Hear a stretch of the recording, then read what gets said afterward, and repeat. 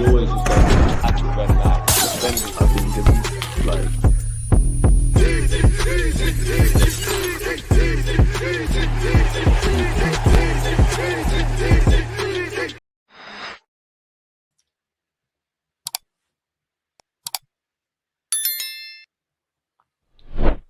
What has our good player Eze had to say, people? When asked on his first season at Arsenal how he feels at the halfway point in his debut season, yes, it's been really good. There's been loads of learning, loads of improving, playing with big players, playing in a squad that has so much depth. It's been a good challenge for me and something I needed in my career for sure. When asked on the biggest changes, probably the level of information around the games. Now, I want to ask you a lot of questions. Do you feel like, obviously, Eze has to adapt the way the system is, where you got to stand and all those things.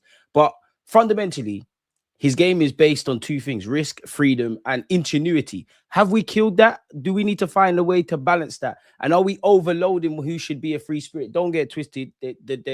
We're far removed from football where it's 10 players out there. One guy, not that he can do whatever, but you know how the Mavericky players, which in Eze and many players were back in the days, you can you've got a license to just do what you're doing. Where in today's day and age, you got to do what you're doing, but also help the team collectively. And to be honest, Trossard's been doing the business. Obviously, Odegaard, where Odegaard's concerned, generally this season, while we understand he's the captain and all the systemic reasons, that's a reason as to why he's been playing. Ultimately, that goes against Eze. So there's many reasons, but it's a long season. I'm at the point, I just want to win the Premier League and win some trophies. Everybody's individual stuff comes second. But let me know your thoughts on that, people. So that took some adjusting, but you can see how prepared you have to be in order to be ready at this level. So it's definitely something that's necessary, but something that maybe took a bit of time to adjust to. Naturally, to be honest. On the analyst side, I do, because you see the game through a different lens and you understand the game so much better. It helps inform your decisions on the pitch as well. So it's definitely a good tool to have and something that has helped me improve for sure. Normally, it's done as a group in bigger meetings. It's just a load of detail and a deep understanding of the game. It's just usually just small ways to help improve and inform decisions. I really like it, just being in the rhythm of always playing games and always competing. That's the fun part about football. Now, this is when they were asked he's played a lot of football, in which statistically he's played a lot more football than he did at Crystal Palace. But for our Arsenal fans, for whatever reason, we don't think he's played enough. We would have liked to. The truth is in the middle, people.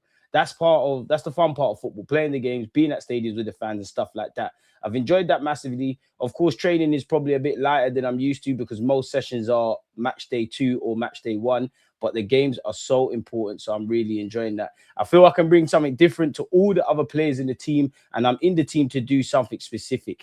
Fair enough. That's what you want to see, people. We're not going to waste time on him talking about his youth days, people, but yeah, obviously, we know his career hasn't been easy. He's obviously displayed self-belief, resilience, and a strong character, people. On physically, how he's finding it, he's played 32 games so far. The last 3, he's played 43, 31, and 40. Do you feel as good physically as you normally would at this stage? Yeah, I would say so. So I guess I'm less conscious of it because you're just in the rhythm. What's normal is normal now. Normal is normal now. Apologies. I'd say the biggest jump was probably the first month or so. It's like, okay, this is a bit different. You're not training as much and you're just playing games. But now I'm pretty used to it. My body is sort of accustomed to it. Is there something that develops your career? No. Does instinct take over when you're on the pitch? Yes, that's how I see it. When it comes down to game day, the decisions have always been made already, and you're there operating with what you have. Your preparation dictates how the game will play out for you, and the decisions that you make and you're feeling in the moment. He already sounds like Arteta with the moment stuff. A lot of it is your instincts and just operating in the moment, which is interesting. For me, that's one of the most things about football when asked of getting to know his new teammates, being able to connect with the players around you and work off their strength. You know what they like, you know what position they like to receive the ball in, you know the type of passes they want to play. You did early in the season have a good relationship with Gyökeres. You and Martinelli look all right. I actually think for all the Odegaard, Eze stuff, and we haven't been exposed to it, but they actually do all right trying to find each other on the pitch. So if you could take that, develop the Kai and Gyökeres, other individual relationships, the collective team is going to benefit because not only do you have different options on paper, but there's great correlations on the pitch, if that makes sense, people. And also big up Calafiori and Trossard for large parts of this year. So I like that from him. That's what makes football exciting. That's what makes football enjoyable. Yeah, it's something that builds for sure and you grow to understand more. But certain relationships and certain players on the pitch you connect with quicker, which is natural, of course, in life as well. When you meet people, it's like that too. But out on the pitch, you can see that sometimes it takes time, but there are a lot of decisions that are quicker to build and become quite strong quickly. That's what football is about, and that's why we love it. On if he's embraced the pressure and all the stuff that comes with Arsenal, we don't need to waste time on that, because if he couldn't do it, Arteta wouldn't sign him, and we believe in Eze in that. He said, when asked does he get nervous before games, I'd say nervous, yes, but nervous in the sense that I probably see nerves in a different way. I see nerves as my body preparing me for a moment that's coming, which is true. If you never got nerves, you wouldn't be human. And he's playing in the Champions League for the first time, all that kind of jazz. It makes sense. That's a natural thing that happens because you want to do well, you want to perform, you want to help the team, you want to win. I think that's just part of elite sports, and I love that feeling. I love going onto the pitch and thinking, okay, this is the moment, this is what football's about. That's what makes it special. And on the demands, obviously, he's going to say he's obviously going to speak about pressure. We know about his mindset. We will know about the intensity. It feels the theme of this seems to be about intensity. Obviously, pressure is relative, people. The only pressure you can put on yourself is you. And to be fair, we're seeing Gyökeres find his feet in what's left towards the end of the season. Hopefully, Eze, when given an opportunity, can show such. Now, do you feel Gyökeres has finally found his form, or are stats misleading? We're going to skip to what we need. 97 goals in 102 games for Sporting. And if he wins the Premier League, back-to-back title winners. Arsenal ain't had it for 20 years. Sporting had their droughts. Get it over the line, because there's so much shamelessness we can do. Since the turn of the year, Gyökeres has scored 6 goals across all comps, more than any other Premier League player.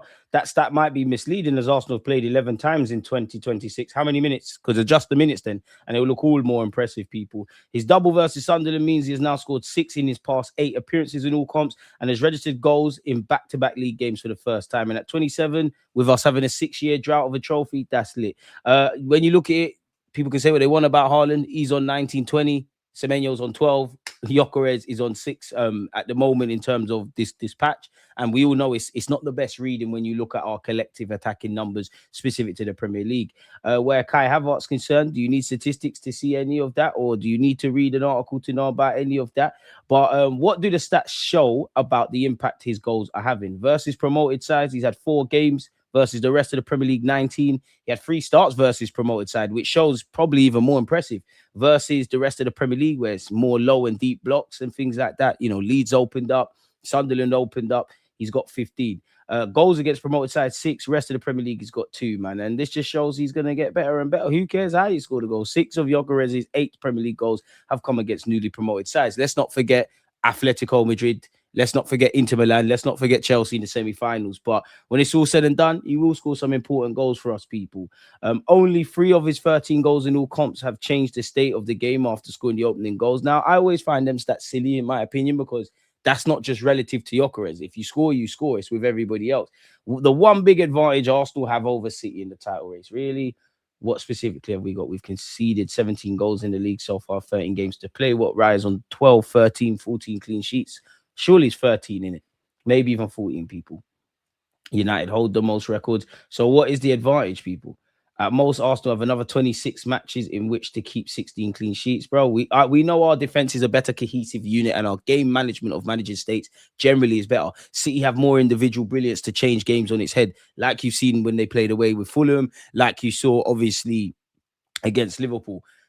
I don't know what City's turned in the last 2 weeks. I don't know what City's been there in the first half and then the second. And we would argue this isn't the best City side we've seen this year or last year. But the very fact that they've been in title races and at best in it now, could finish first, second, third, even depending on stuff, it speaks that they're still a good outfit for all of the conversations. For me, I have the assumption that they're going to win every game because we just need to do our jobs. That's the mentality we need to have. We do our jobs. Any external factors, like if they did slip up against Liverpool, that's their business, people. So seems a bit disappointed in that. What do you lot make of this? Pep said, I know the reason why we drop in the second half. I know it exactly, and we're working on it. Hopefully we could do better. Hopefully not, in my opinion. I don't know if we're able to win 3, 4, 5, 6 games in a row. I don't know. Mind games. That seems like a challenge to his team.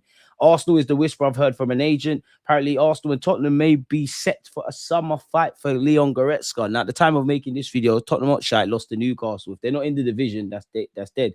He wants to come to London. Yeah, well, Arsenal were also heavily linked. So it does seem that the 2 rivals in North London are looking at the same player. I mean, London could be Brentford, could be Arsenal, could be West Ham if they stay in the division. The same with Tottenham Hotspur, could be Chelsea. I've definitely missed someone else out, people. You get where I'm going. Even the Brightons and them kind of clubs, they're not that far from London. Arsenal's the whisper I've heard from an agent that I spoke to this week that seemed to be keener. So we'll see where it goes. But of course, he's a player. There's no doubt he's going to be a hard midfielder, but that's what they're looking for. A bit of talent as well, but he's one that I would expect. He wants to come to London, is what I've heard. So yeah, we'll see where that ends up. But I think Spurs could well be favourite. But Arsenal, I'm hearing, are certainly keeping a very close eye. I wouldn't be for it necessarily. I wouldn't be against it. You know, being linked with Gyökeres and Tonali and Rodgers and that. But 31, wealth of experience. Reminds me loosely of our Welshman Aaron Ramsey. And in this day and age where midfield, they're not really midfielders who score consistently like a great case study. I think we're getting more goals out. You know, Rice is getting goals and assists. Zubi's having his best goal scorer season. I wouldn't be against it. I wonder what I reckon Kepa and Norgard leave in the summer purely because I reckon they think they can get more first team football elsewhere. One person who could be set to leave is not just Lokonga, who's apparently doing quite well at Hamburg, and Arsenal being slandered for how little they sold him. Fabio Vieira has been on loan at Hamburg as well, people. He's operated in the middle of the pitch and on the right wing. He's played 1,273 minutes from 17 games. He's got 2 goals and 5 assists. Fast forward to February, Blind have now the latest on his future beyond the season. Seems like he's turning things around. His deal is up in 2027. No clue if we've got an option to extend it by a year, but him, the Nelsons, beyond the other players that we could discuss, need to be moved on. Seem to be finding his form. Maybe that's why he's probably linked with a permanent move away from Arsenal beyond the obvious. Hamburg have an agreed 20 million euros purchase option. The Gunners man needs to impress in the coming weeks for them to activate the clause. There's still room for improvement in his defensive work, particularly in the Bundesliga. Boy, so that's dark, really.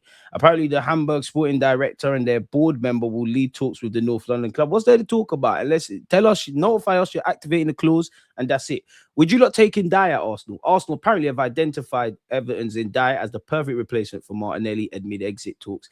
65 to 75 million euros, that's a bit pricey. Arsenal are being linked with Pulisic. Can't say I believe any of that. As I said, we're being criticised for not selling Lokonga well enough. And generally, we need to get better at selling players at the first team that are not quite that, making more money at first team level. In fact, I feel us at under 21s level for the short term. So having a competitive under 21 side, loans, getting money, all of these things we're playing catch up in now. Granted, last window in terms of incomings with Bert was a step in the right direction, but that needs to become the norm. This is still linking us with Tonali. It says Arsenal remain keen on Tonali. Would you lot rather Gyökeres or Tonali? Let me know your thoughts on where you view that, people.